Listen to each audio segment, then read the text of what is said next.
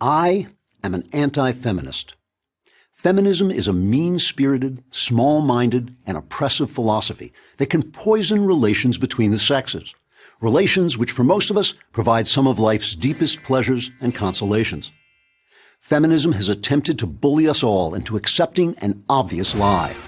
The lie that men and women have the same powers, talents, proclivities, and desires, and that consequently, any discrepancy in their professional paths is due to bigotry and must be corrected by force of culture and law. By shoving that lie down our throats, feminism has made both men and women less happy and less free.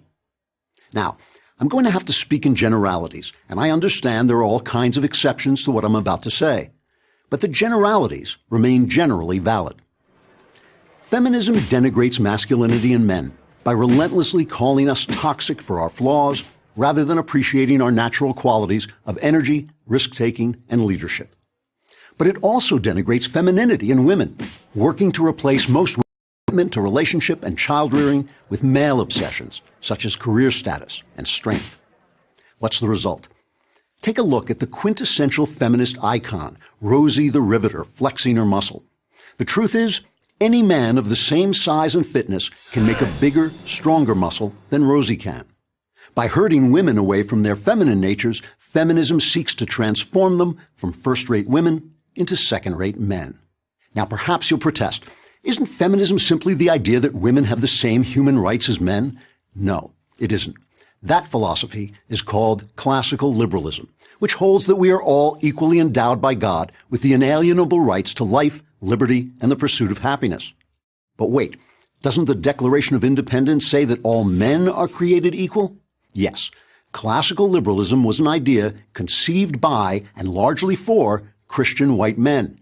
But, like all ideas, good and bad, classical liberalism has evolved over time according to its internal logic, so it now includes all races and both sexes. Good job, Christian white men. Thanks for the great idea. As its excuse for the damage it does to our lives, feminism has developed the historical mythology that men have oppressed women and now must be suppressed in their turn to even things out. Let me propose a different narrative that has the advantage of possibly being true. Insofar as men and women are physical creations, their central purpose is the production of more human beings. Women are therefore fashioned in body and mind to make and nurture children, and men to protect and support those children during their relatively long maturation period. All societies shape themselves around these necessities. They created structures that formalized gender roles and attempted to ensure the paternity of children so that men would care for their own. In many societies, these structures became increasingly ritualistic and oppressive for women. But the opposite happened in the Christian West. Why? Take a look at your Bible, Proverbs 31. The biblical ideal of a good woman is not only strong, kind, and wise, she's also a creative and economic dynamo. Christianity sanctified motherhood in the person of Mary and celebrated women's fortitude and virtue in the female saints. The Church created a version of marriage intended to protect women and designed the philosophy of chivalry, which instructed men to use their superior strength for women, not against them. Individuals can be incredibly abusive to one another, men and women both. But over time, Christendom tended to elevate, protect, and ultimately include women as women in the great enterprise of Western civilization. Now, the developments of modernity have created special challenges for women. Industry removed clothing and food production from the home to the factory, and thus deprived homemakers of their traditional businesses. Children lost their monetary value to parents by leaving home to fend for themselves. So, while motherhood and homemaking remain the most important spiritual activities of humankind, modernity has stripped those enterprises of their former economic power.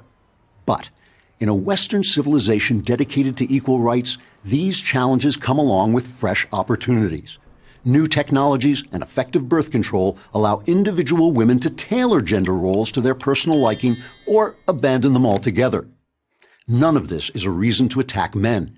In fact, these new opportunities are largely the result of men's inventions and their ideas. And none of it requires women to abandon the femininity which is one of the graces of our world. It's just change and progress, that's all. With honest thought and goodwill, we can adapt over time without the angry, bitter, and dishonest attacks on our human nature by feminists. I'm Andrew Klavan for Prager University.